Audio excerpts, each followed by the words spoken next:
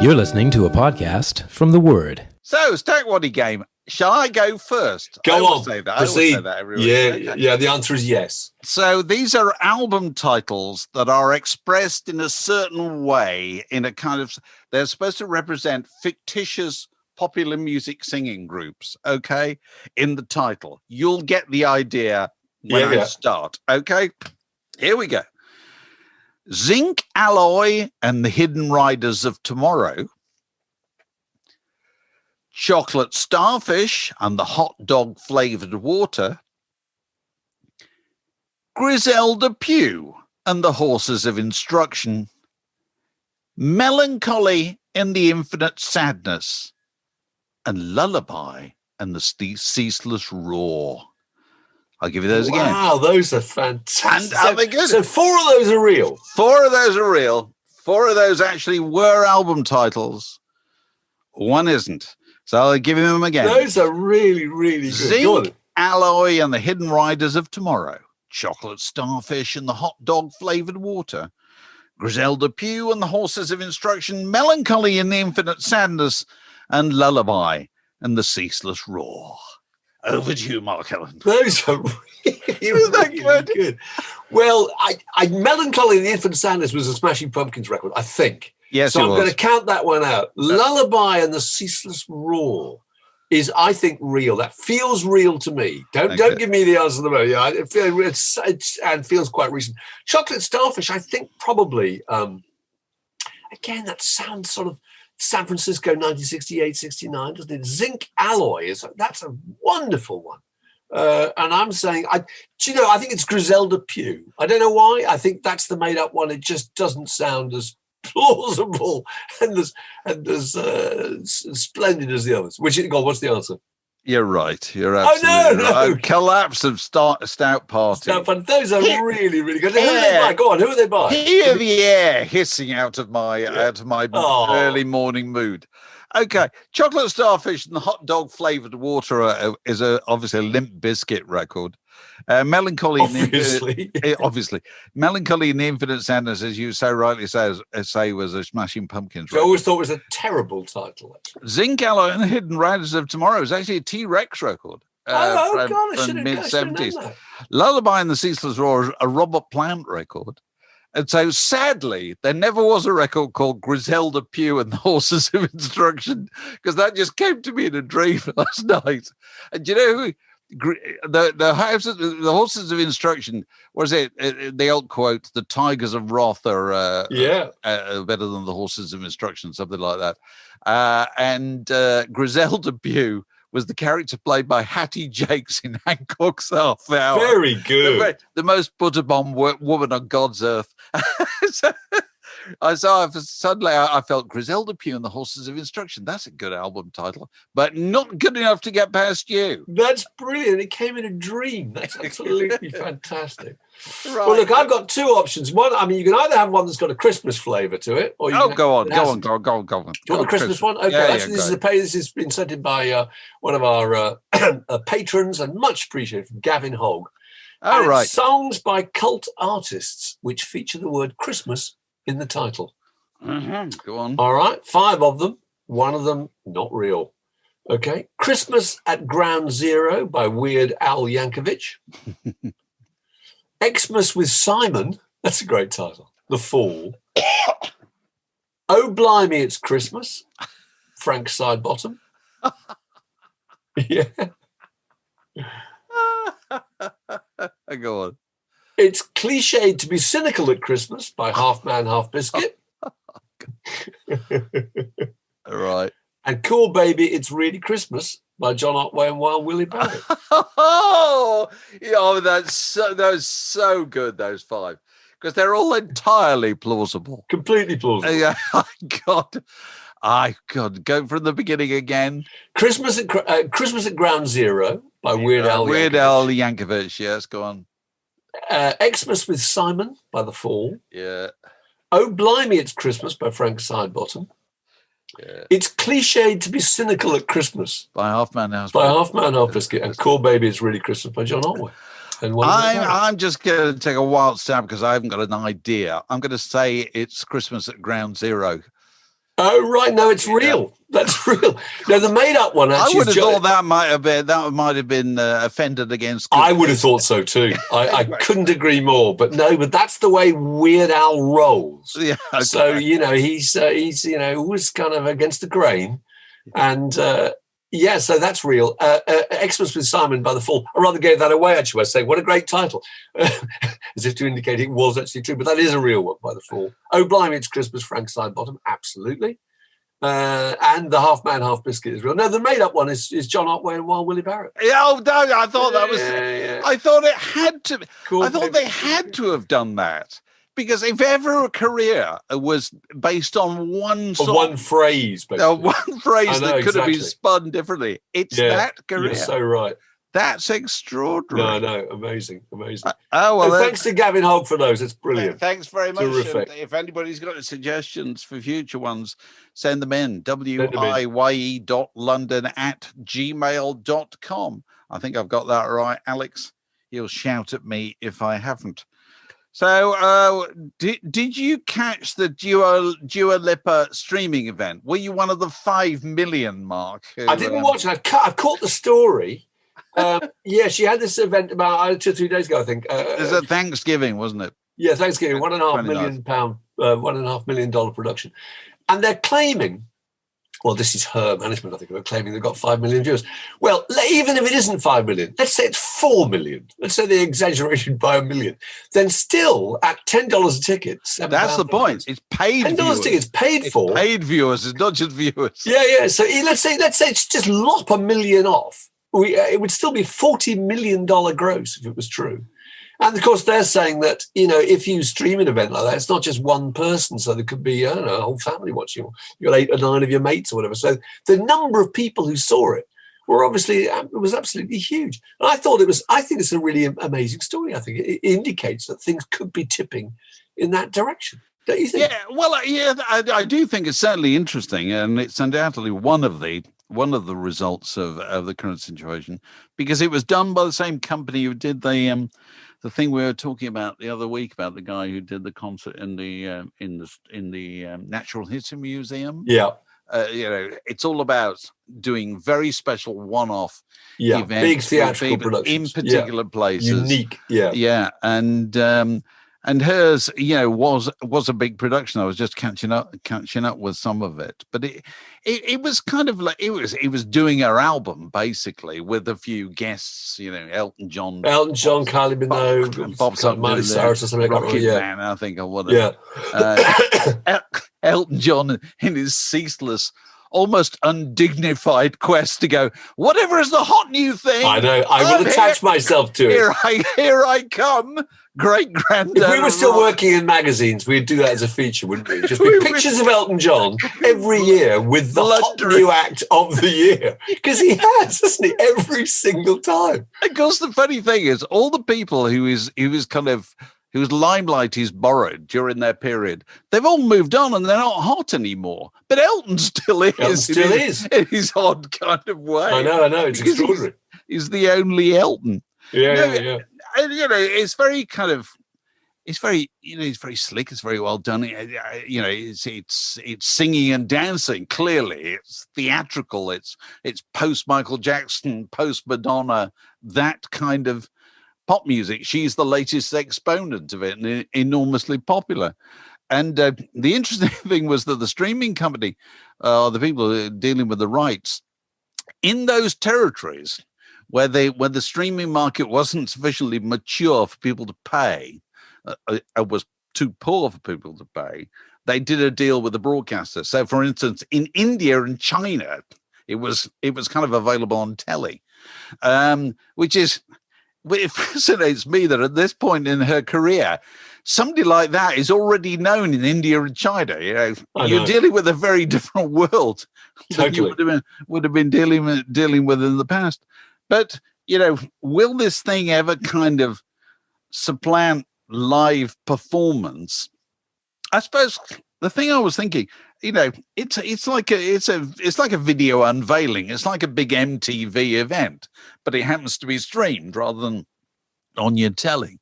And it just struck me, when you go to a big live show, and I'm talking about a big one, how much of the value that when you calculate the value in your head, how much of it is to do with the performance and the music, and how much of it is just to do with being there?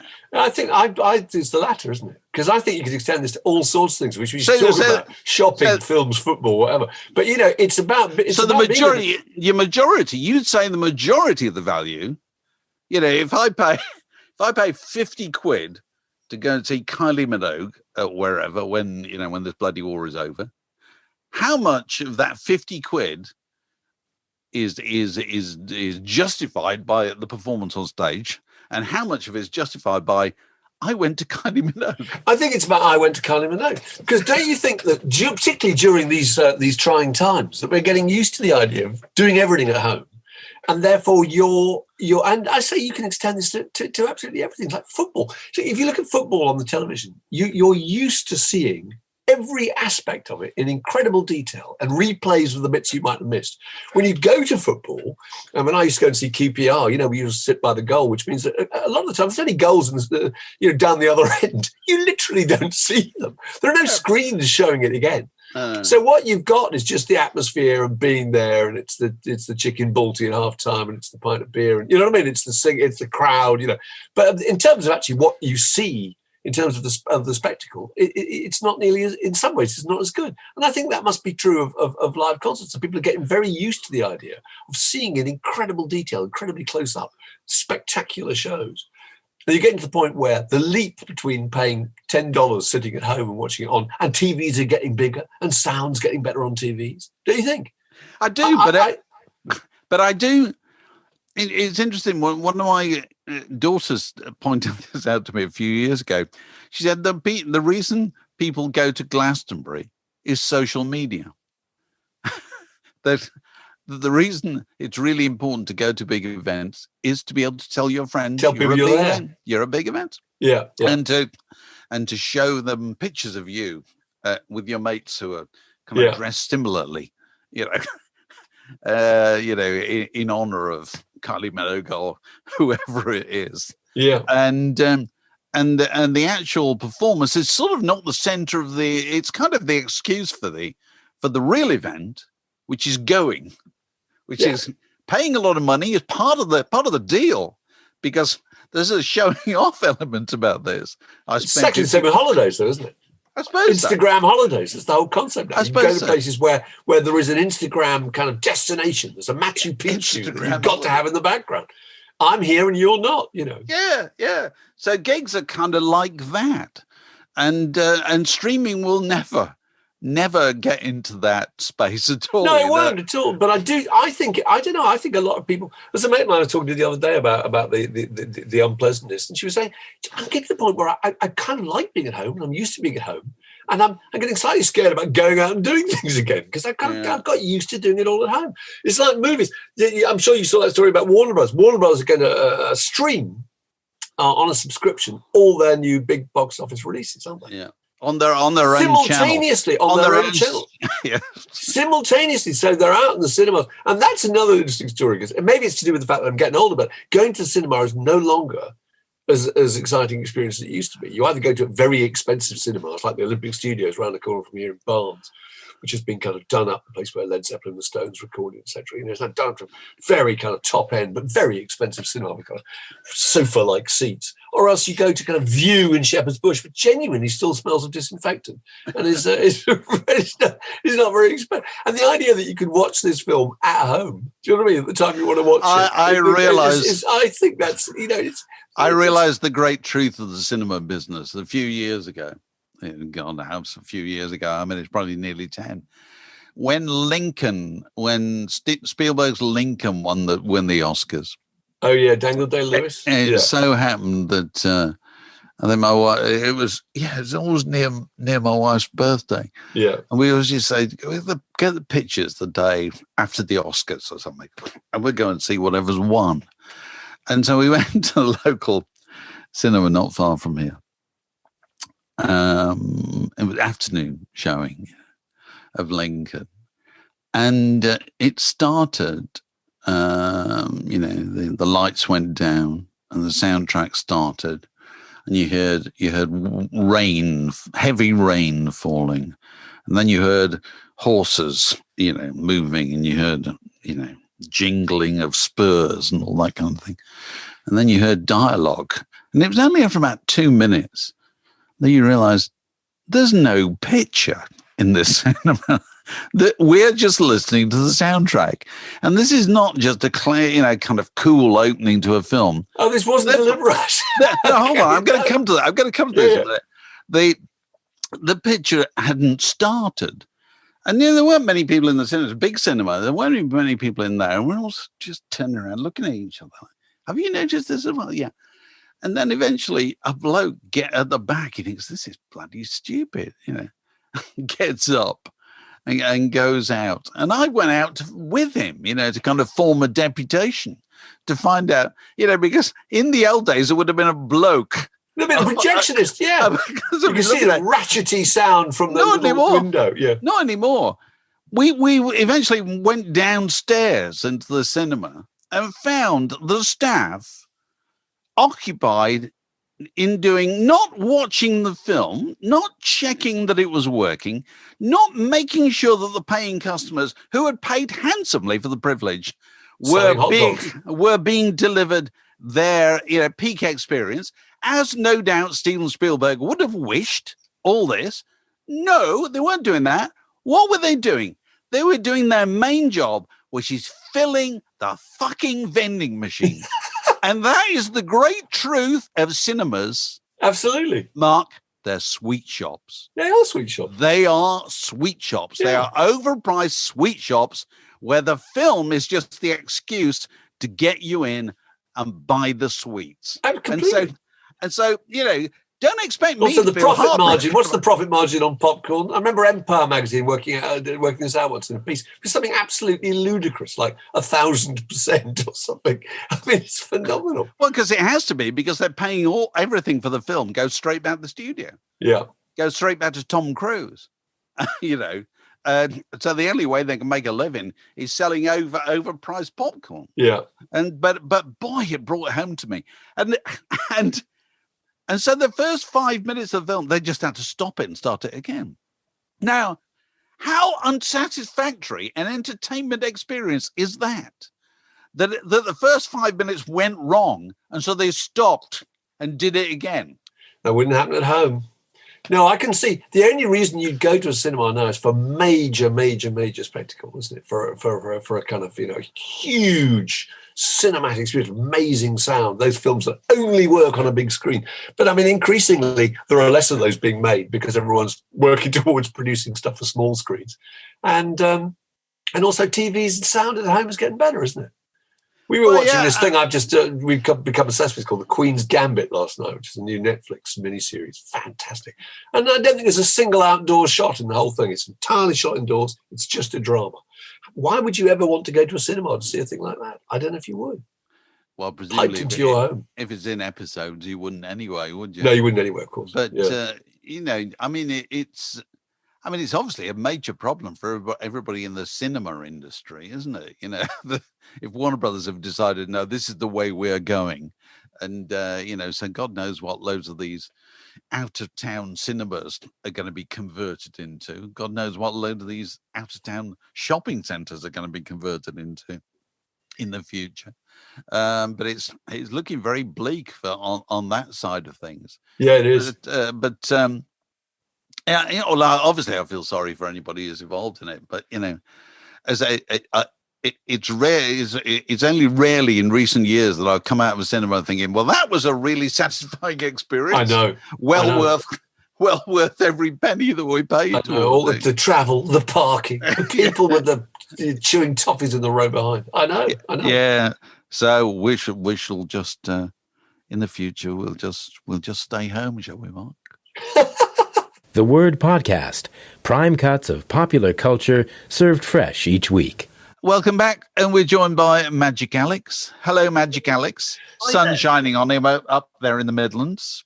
Indeed. Hey ho, Magic. Hey ho, how you doing? Still flying the flag, I note, in your modish way.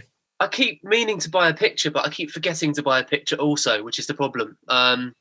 But I was meant to replace this manky flag, which is literally held up with parcel tape that's actually coming down. With a picture, honestly, it's just the most haphazard slapdash thing ever. But we've got a chance to see your Hard Rock Cafe T-shirt then. That's very impressive. Aruba, no less. Yeah. Got this in the Carib when I was there this year. Alex, is that a child size or is that a man? It's a ladies' T-shirt. It's a ladies' t-shirt. Do you shop? You buy ladies' blouses, don't you? I buy ladies' T-shirts. And I have to say, viewers and listeners, that we were talking to Magic yesterday about his hair growing. He said, "Yeah, I'm growing it out." Yes. We thought that's a very girl's expression too. Growing it, blokes would just be growing it. Growing it out. It's growing it out, as if it could always be that length. You're just getting around to it now. You know? Yeah. This next item we were going to talk about, I think you suggested, Alex, first of all, which is the what you noticed when you were looking at the chart. Is that right? Yes. We're talking about bands, aren't we? Well, we're talking about whatever you want to talk about. Go on. I was looking at the top 40 and noticed that in the top 40 chart this week in the UK, there is not one single band. Well, that's not true. There's the Pogues, but obviously that's a re-entry. It's the Christmas record. And there's Wham, but Wham aren't really a band. But otherwise, no. I mean, it's Ariana Grande. It's Little Mix. It's Dua Lipa. It's Justin Bieber. It's somebody called CJ, who we thought might have been a band, except we noticed that CJ had a track called Whoopty, which is not the kind of band. No, it's not. Track a band could be about a US rapper. Mariah Carey, Miley Cyrus. And I think the general feeling was, there was one called The Weeknd, who I always imagined might have been a band. It's because The Weeknd is not. It's Canadian singer-songwriter. No. Yeah.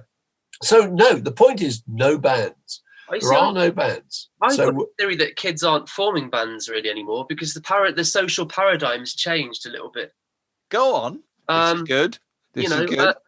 So I mean, this kind of spans into all sorts of areas, but broadly speaking, when I was in school, if you look at like Maslow's hierarchy of needs, the need for belonging is a pretty fundamental part of that, and every teenager feels like they don't belong and wants to find a way to belong and be part of a group.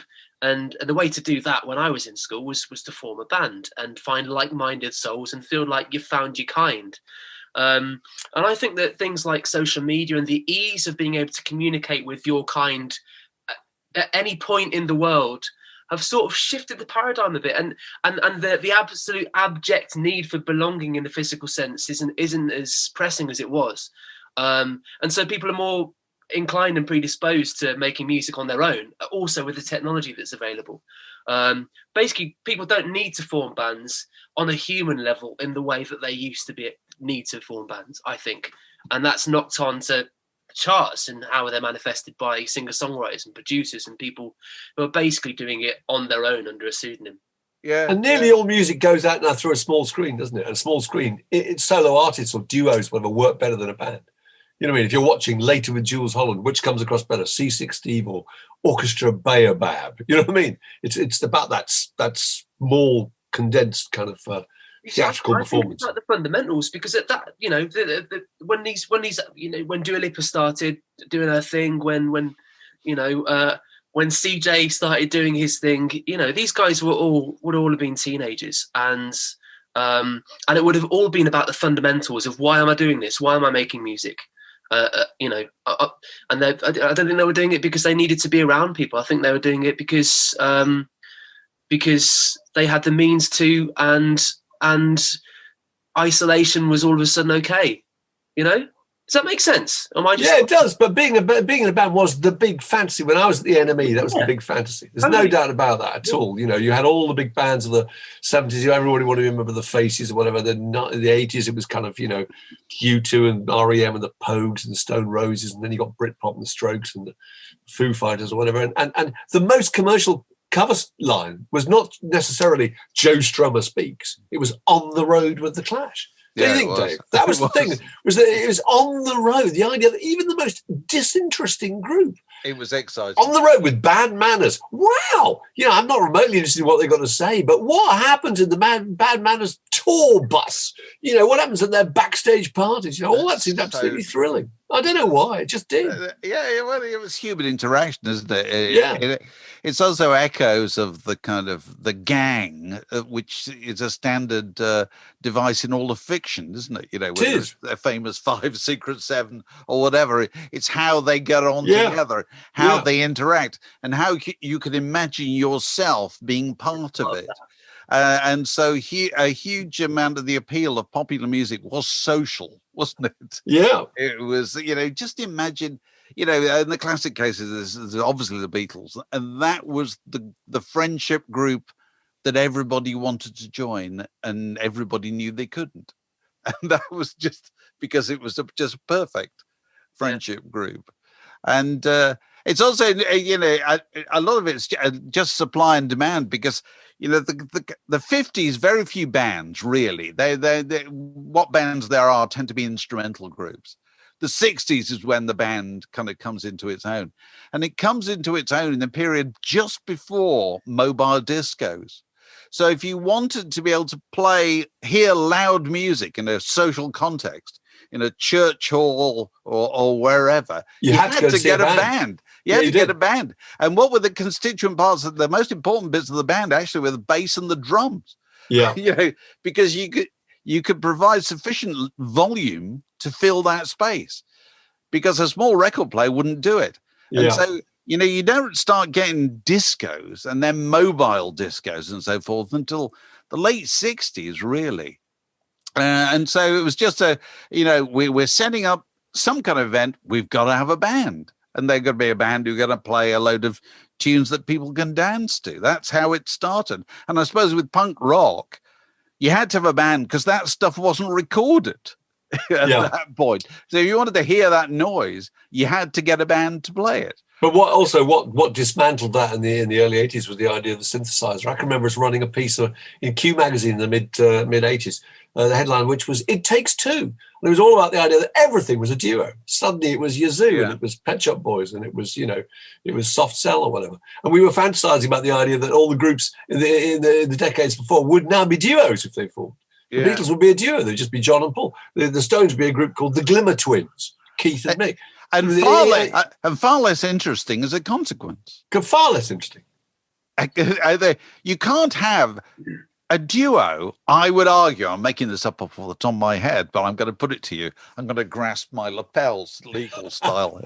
I put it to you that a duo in popular music can never be quite as exciting and charismatic and eternally appealing as a group.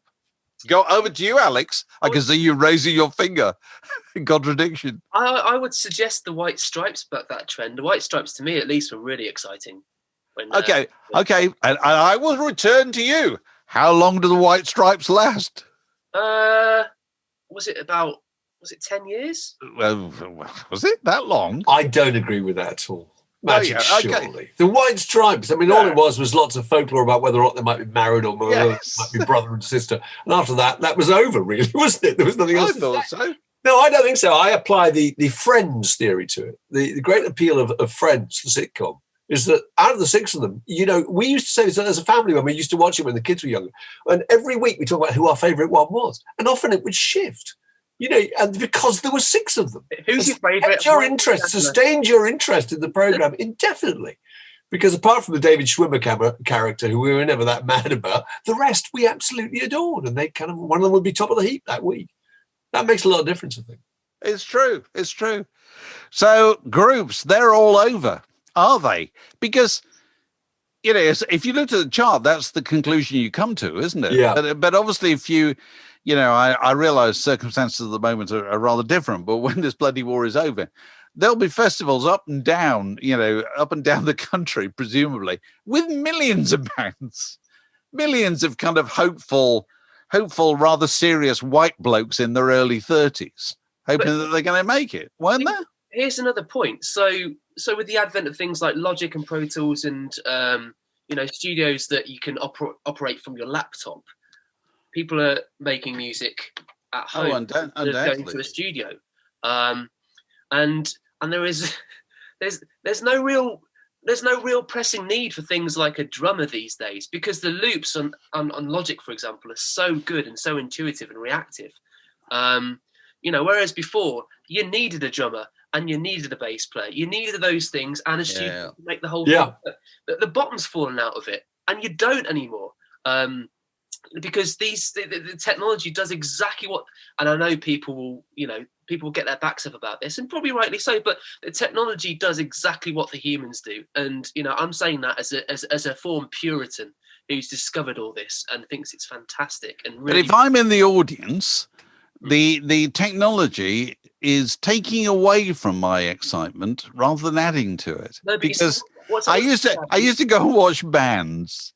And one of the great things about bands, I used to think, when you're sitting watching them, which is only reflected in Martin Scorsese's The Last Waltz and is not reflected in any other concert film, which is the thing you can't get enough of, is watching them watch each other. Yeah, the interaction. It's the interaction. Well, the E Street Band are a really good example of that. Those two shots that they always have with them on stage. Just looking at each other. And it's sending little musical signals because you're watching. Because here's another point about a group, actually, Alex. It's quite interesting. Though. I should write a book about it. Is that you're watching something being done. You're watching something being accomplished, which is part of the excitement. It's like watching a meal being made or whatever. Well, anything. Further to that, and this is a terribly old-fashioned point, but I remember being disconcerted when starting to see electronic groups that I couldn't work out what was making that noise. When there's a band on stage and you can see all the instruments, every single one of those instruments, you can work out where and what it's contributing to the overall noise. But when they're not, I remember going to see the Pet Shop Boys in 1986. Thinking, I'm really, I don't know what's happening now. I don't know how much of that is on a kind of the classic case of this. I think Mark and I have talked about this before, but it bears repetition. Is Mark and I went to see the wonderful Dutch group who do the Beatles. God, what they call them? The Analogues. God, the Analogues. Yeah. Doing the whole in Abbey Road studio. Doing the whole of Abbey Road in Abbey Road. They're all in order, and they did it beautifully, perfectly. They're trying to dress like the Beatles. They sound like the Beatles, and so they start off. They do the tracks in order, and as soon as Maxwell's Silver Hammer starts, everybody is thinking, how are they going to make the hammer sound? And sure enough, as it gets they slowly wheel out an anvil. And then when it gets to that point, the percussionist just advances towards it and goes, taps it twice. Ding. Yeah, I know. Because the delight in the audience to see somebody do that is far greater than hitting a button. Exactly. At all. I know. Nothing at all. Watching something being done is one of the great things about a band, and particularly a rock band, because a rock band kind of did things that sort of dance bands and previous orchestras and so forth didn't really do, which was you saw them struggle with the logistics.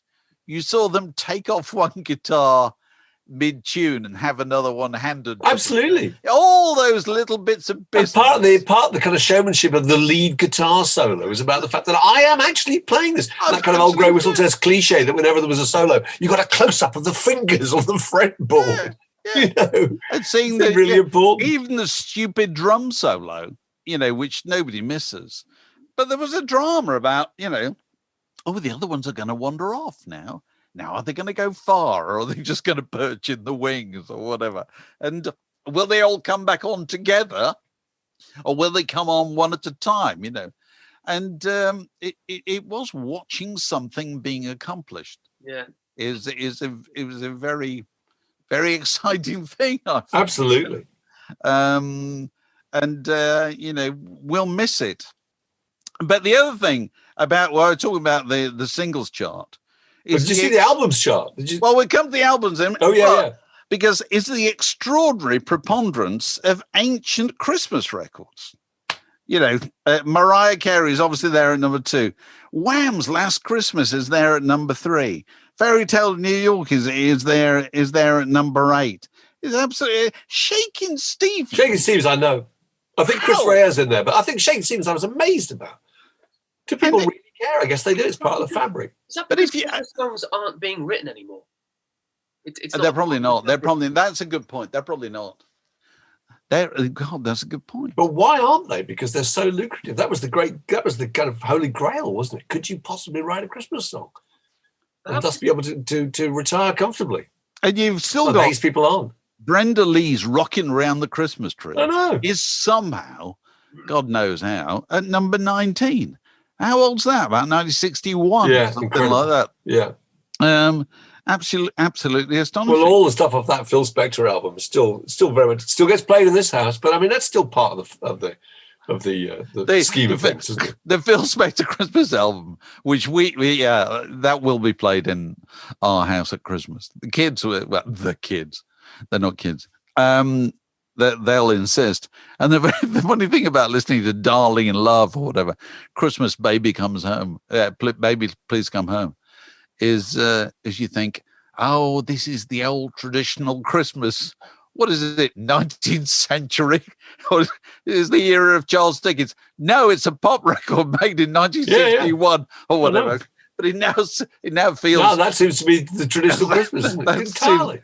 That's the traditional Christmas. So you were saying about the albums, John. No, the album chart, I had a look at that too, and it struck me that it's entirely full of old people. Mainly because I guess it's old people that buy albums, but the album chart's got Michael Ball, AC/DC, that's a new record actually. Nick Cave and the Bad Seeds, also a new record. Iron Maiden re-released it. Neil Diamond, Andre Rieu, Kylie Minogue. Kylie Minogue is 52. I mean, she qualifies as being relatively old, doesn't she? Floyd, Springsteen, Cliff, Elton John, Coldplay, Fleetwood Mac. I mean, there didn't seem to be any. That's not a format, is it, that people are buying? I guess for younger groups. I don't know. So Kylie Minogue is 52, is she? She's 52. Crikey!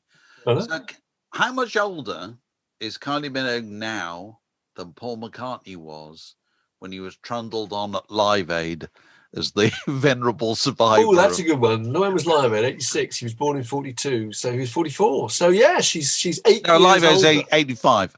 85, sorry, he was 45. It was 43. She's 7. She's nine years older. She's 9 years older. That's amazing, isn't it? Because when Paul McCartney came on the Live Aid, it was like, wow, look, Paul McCartney. Yeah, he can walk without a stick. Incredible. Whereas Kylie's still got his own teeth. Prancing around her pants, probably. I know. Absolutely extraordinary. So, what else? Oh, yeah, I got my list of things. Oh, you wanted to talk about Altamont. Oh, I thought Altamont's worth mentioning. Altamont happened on the 6th of December, 1969, which is tomorrow as we record, and was described, Woodstock West is meant to be, and described by Rolling Stone as rock and roll's all-time worst day. And I just think it's amazing. I went back and had a look at that event. It is astonishing, really. Firstly, they decided to have it instead of, Woodstock was in the middle of summer in a field. This was on tarmac in the winter.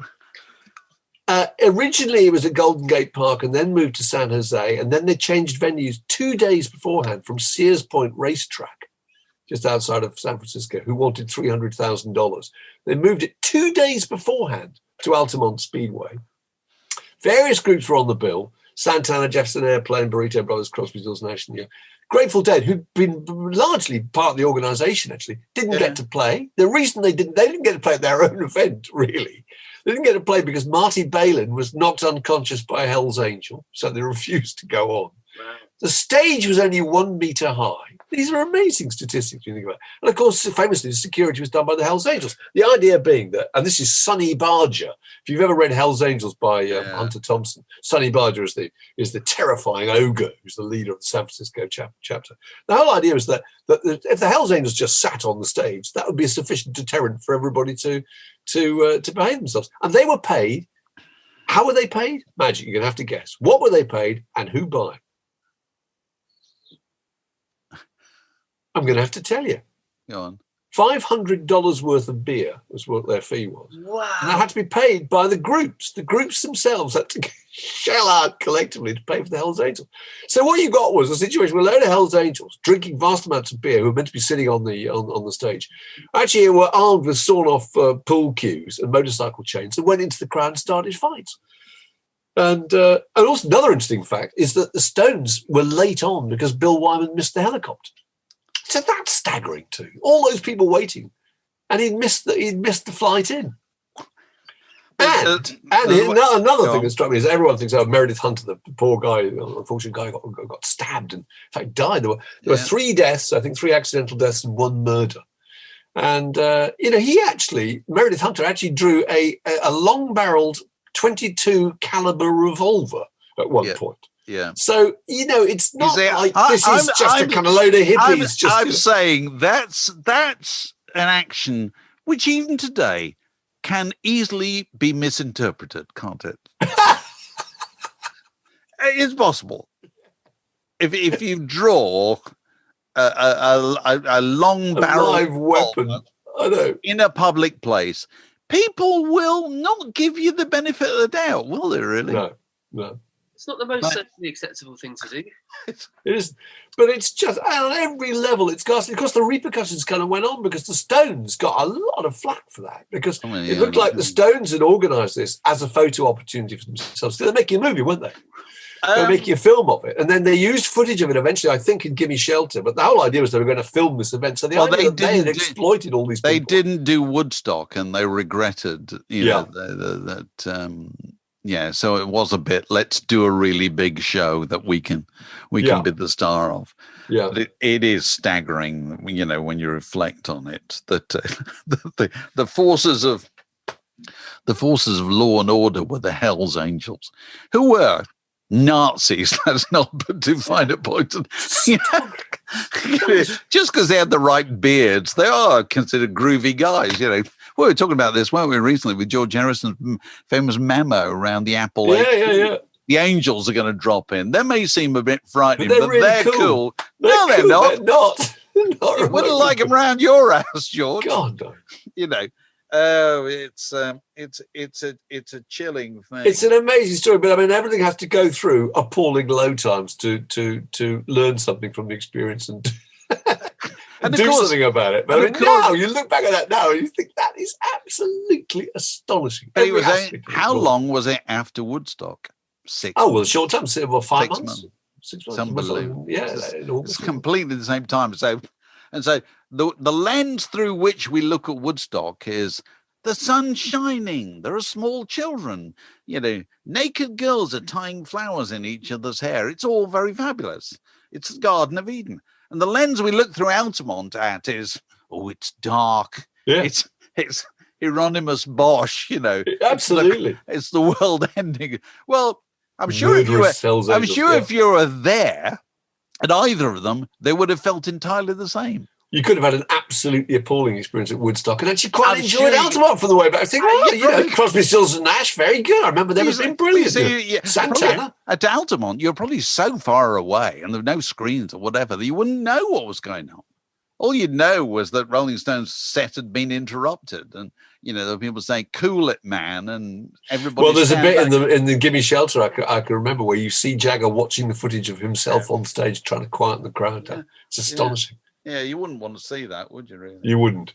But there is also, you can find on YouTube those wonderful clips of the Grateful Dead and the Rolling Stones hanging around the heliport in San Francisco. That's right. To be choppered out with just all standing there, kind of wearing blankets, and they're just as if they're about to go on an outing to the seaside. Yeah. No kind of security. Have you got your sandwiches? All that. Yeah. And can't leave fast enough. No idea what's going on. Yeah. So well, there you go. So Tony Hooper of the Strawbs. Yeah, Tony Hooper died, who I didn't know very much about, actually. He was a member of the Strawbs. I thought he was quite interesting because he was a kind of one of those rare examples of somebody who did everything on his own terms, really. He was a kind of folk purist, wasn't he? He used to go to cycle in with Dave Cousins of the Strawbs to go to the Cecil Sharp house and go to Joe Bell's Records to buy folk records. And wanted to, in a complete purity, wanted the Strawbs to be a folk rock band. And the moment they started to stray towards anything remotely commercial, he put his foot down in a hissy fit, left. So he was at home when State of the Union was a hit, But I thought it was kind of interesting because after that, he got another career. He worked in the electronics industry. And then Rick Wakeman started up on a program called Gas Tank. Do you remember Gas Tank Day? Was it BBC or Channel 4? I can't remember. I do. And one of the things Wakeman did as the presenter of this program was decide to reform the Strawbs. So at that point, Tony Hooper came back, rejoined the group, stayed in the group for 10 years, and then left again. Entirely on his own terms, decided he'd had enough, went back, published books on school kids, for school kids on genetics and electricity and stuff. And I thought it was quite interesting because I was thinking, how many people did that? How many musicians went off and had completely separate let me tell you, careers? Go on. Let me tell you, it's funny you should ask that question because Dave Cousins, the leader of the Strawbs, did pretty much the same thing, which is that he left when the Strawbs broke up after their big success and part of the union, all that sort of stuff. He went off and he ran radio stations. So he ran, I think, Middlesbrough, the commercial station, the independent station in Middlesbrough. Yeah. And 10 years Devon Air down in Devon. He was a radio professional. He was a man who set up radio stations, knew how to apply for licenses, all that sort of stuff that you have to do, and did it very successfully for about 20 years. And then stopped doing that and then reformed some version of the Strawbs, the acoustic Strawbs, and still tours to this day. So, but I love those stories, though. It is quite rare. People who look really genuinely contented about the whole thing. I mean, I don't imagine they're lying awake in a fetal position 4 a.m, agonized by the fact they didn't get a songwriting credit on this, that, or the other, or some kind of old riff that's still kind of is salt in the wound. The classic one, I think, is Jeff Skunk Baxter. Oh, right. Jeff Skunk Baxter of the Doobie Brothers and Steely Dan, eventually went off and he was nominated to chair the Civilian Advisory Board for Ballistic Missile Defense. Yeah, he knows all about missiles. Yeah, and was involved in the US spy satellites. I thought that was an amazing change of direction. Isn't Terry Chimes of The Clash? What is he? He's a chiropractor. I know. Cindy Birdsong of the Supremes went off and became originally she was a nurse and then she became a minister, I think. There aren't many examples of it. But I think Skunk Baxter's brilliant because there's that example of the Doobie Brothers. Their name alone suggests they sat around smoking bales of weed every day. And put out songs like, Daughters of the Sea, Flying Cloud, Ukiah. Do you remember all those tracks? And the idea that he's now sitting there thinking, which missiles should we point at Russia? I thought it was absolutely fantastic. Good luck to the man. It's good work. So what else have we got to talk about, Alex? Any other business? What have we got coming up by the next week? We've got loads of very exciting guests lined up for Word of Your Attic, aren't we? Haven't we? And we're also doing rather exciting. We're doing Word of Your Attic with bells on. So that means with a special Christmas flavor, where we're bringing back certain much-loved guests from the past. With some of the ones we've done before who've very sweetly accepted an invitation to come back again because they enjoyed it. And this time wearing a Santa hat or an elf's costume or something. So we're gonna do something that's kind of in that vein. What else is going on, Alex? Well, the weekly quiz is hotting up with a pie as the prize. With a braised cottage, fantastic memorial pork pie to go to the winner or the person at the head of the leaderboard when we close for business on Friday the 18th of December, I think is our last one, isn't it? Is that right? I think it is. We'll go on. The leaderboard for next year and start afresh, but there is some serious competition happening at the moment. What else? We've got a few patron birthdays this month. Oh, yes, we have. Good. Lovely. We love a birthday. So we shin down the digital drain pipe of these people's houses, come down the digital chimney and inspect their possessions, don't we? Indeed. Okay. Anything else we need to talk about? We think 5 regional cow accents in the UK. I think that needs discussing. 5 regional what? Cows in the UK have 5 regional accents. Oh, yeah. I noticed this story. Actually, you mentioned it the other day. Don't they say that a bird song too? That you can tell sometimes with bird song that birds sound slightly different depending on where they come from. So you can have Liverpudlian, blackbirds or whatever, sparrows. It's a great idea. Isn't the world exciting? This podcast was brought to you by The Word.